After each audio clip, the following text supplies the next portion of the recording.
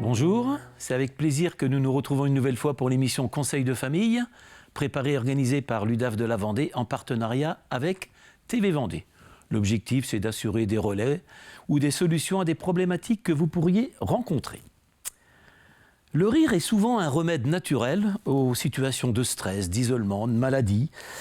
Combien de fois on s'est dit « Ah, ça nous a fait du bien de rire ». C'est de ce constat tout simple que deux professionnels de santé ont créé leur propre association et vont dans les maisons de retraite apporter du plaisir.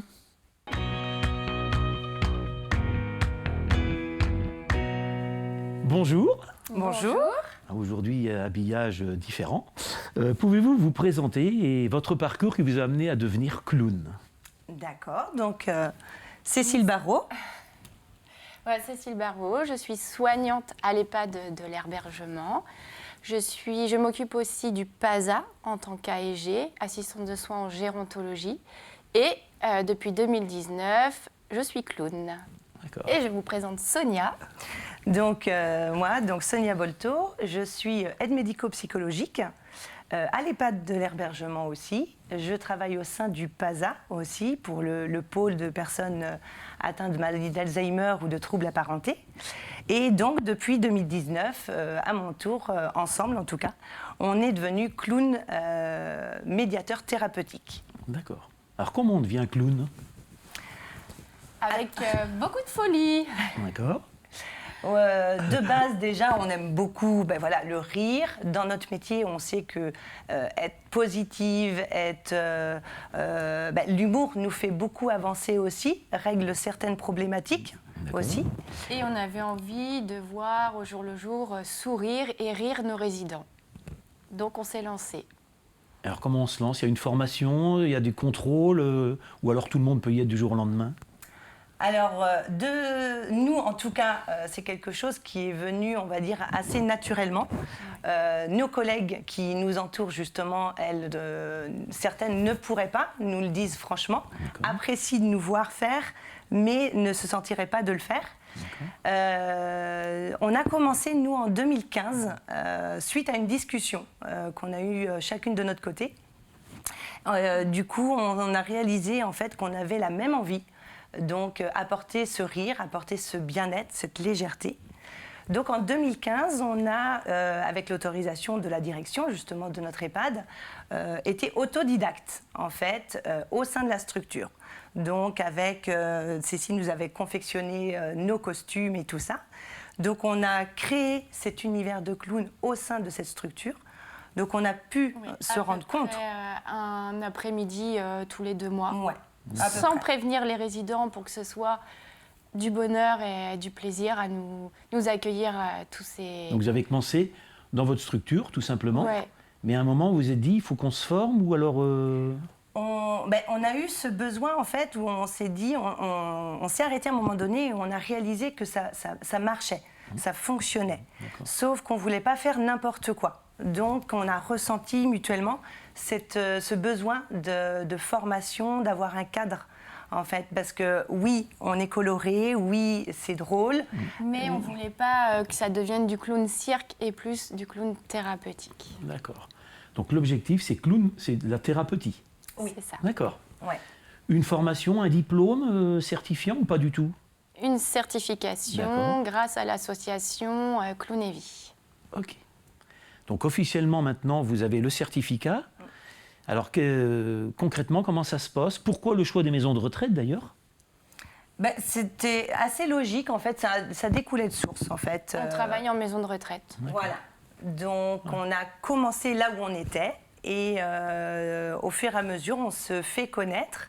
À la suite de notre certification, d'ailleurs, c'est là qu'on a décidé toutes les deux de continuer cette histoire et on a créé donc notre association. Instant de clown. Et ça, c'était en janvier 2020. Donc, notre cher ami, la Covid, s'est invité pour nous stopper. Dans notre élan. Dans Il y a notre quelques élan. bâtons dans les roues. Hein? Voilà. Sinon, c'était pas drôle. Oui, autrement, c'était trop facile. Il fallait que ça bouge un petit peu. Donc, on s'est arrêté forcément un petit peu avec cette histoire de confinement pur et dur Nous, on était quand même au plus près des résidents au sein de notre structure. Étant donné que nous étions déjà de base personnel effectif dans cette structure, on nous a donné l'occasion d'apporter la joie de vivre en fait à nos résidents justement qui vivaient ce confinement et qui ne pouvaient plus être visités par leur famille. Alors à vous écouter, alors si je comprends bien, c'est pas un spectacle en public. C'est individuel, c'est un peu ça. C'est ça. Oui. Vous pouvez expliquer comment ça se passe justement, comment ça se passe d'aller voir, vous prenez contact des maisons de retraite ou pas du tout Donc, c'est les structures qui nous contactent, en fait, au fur et à mesure, justement, qu'on entend parler de nous. Et puis, le bouche à oreille fait beaucoup. Donc, lorsqu'on rencontre, le personnel, on leur explique que c'est vraiment de l'individuel. On est vraiment sur de la médiation thérapeutique, c'est-à-dire qu'on demande en amont aux équipes de nous lister le nom de 5-6 personnes. Pour diverses raisons. Ils sont fragiles psychologiquement, qui ne reçoivent pas leur famille ou qui sont démoralisés, et on va à leur rencontre. D'accord. Et vous les faites rire? On essaie. Comment vous faites pour les faire rire? Alors, nous faire un exemple? Déjà, le fait de nous voir arriver. Oui. Déjà, on arrive, on a une attitude. La formation nous a permis aussi, vraiment, notre clown est né au cours de cette formation. Et donc, on a une attitude, on a un comportement, on a des accessoires aussi. On peut vous les montrer. Et donc, moi, j'ai adopté cette petite marionnette, Manana. Donc, elle vient avec nous principalement sur des séquences de douceur. Parce que le clown vient faire rire, vient faire changer un petit peu le quotidien des personnes qu'on rencontre. Mais ça peut être aussi des séquences de douceur. On peut aller auprès de personnes en fin de vie aussi et qui demandent, c'est une tendresse tout simplement. Donc c'est un clown triste, un clown tendre ou... Tendre. D'accord. Ouais. D'accord.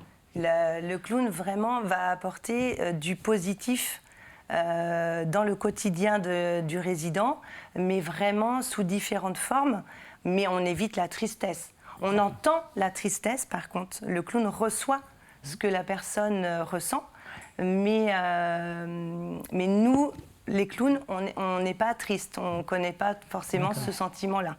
Alors ce choix que font les maisons de retraite, parce que vous intervenez des matinées, des journées entières? Des après-midi. Des après-midi. Enfin, 2 heures, 2 heures et demie. Donc en 2 heures et demie, vous voyez combien de personnes?